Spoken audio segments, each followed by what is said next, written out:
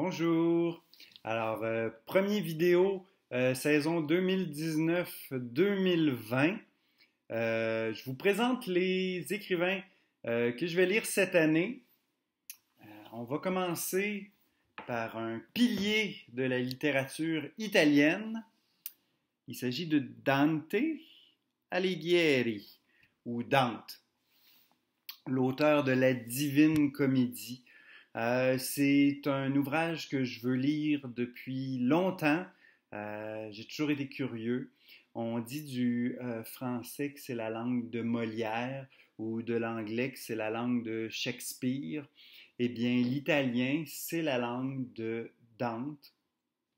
D'ailleurs, j'ai eu la chance cet été de faire un voyage en Italie et puis on m'a expliqué là-bas qu'il est considéré comme le père de la langue italienne.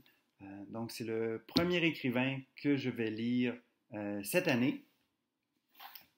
Sinon, du côté des écrivains français, nous avons Guyotat. J'ai mon ami Jacques qui m'en a parlé depuis bien longtemps, des années même. M'a parlé du livre Éden, Éden, Éden, qui est un livre qui était censuré au Québec. Il n'y avait pas moyen de se l'acheter. Il fallait trouver sous le manteau. Alors, je suis curieux de lire cet écrivain qui est un pilier des années 60-70 en France. Alors, on verra bien. Et sinon, pas tout à fait québécois, un franco-ontarien, Patrice Desbiens. J'ai lu plusieurs recueils de Patrice Desbiens. Je l'aime énormément. Pierre Falardeau disait de lui que c'était un des plus grands poètes au monde. Probablement. Mais je voulais lire l'entièreté de l'œuvre. Donc, je vais essayer de lire tous les recueils que je n'ai pas lus jusqu'ici. Donc, un autre coup de Patrice Desbiens. Puis surtout, je vais avoir la chance de vous en parler.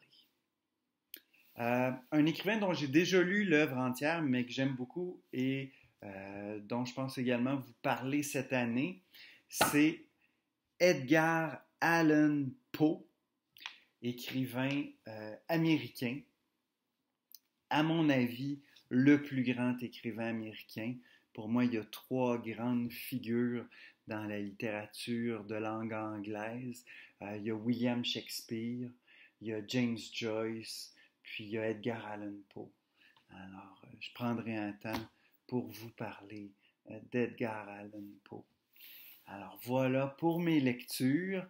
Sinon, je prévois vous lire un poème encore cette année, faire une vidéo politique et une vidéo qui va porter également sur la psychanalyse. Je vais faire aussi une vidéo pour expliquer un peu le but de la chaîne, pourquoi j'ai choisi le nom Empreinte à la lettre, qu'est-ce que ça signifie. Donc voilà le programme pour cette saison. J'espère que vous serez avec moi et que vous apprécierez. À la prochaine!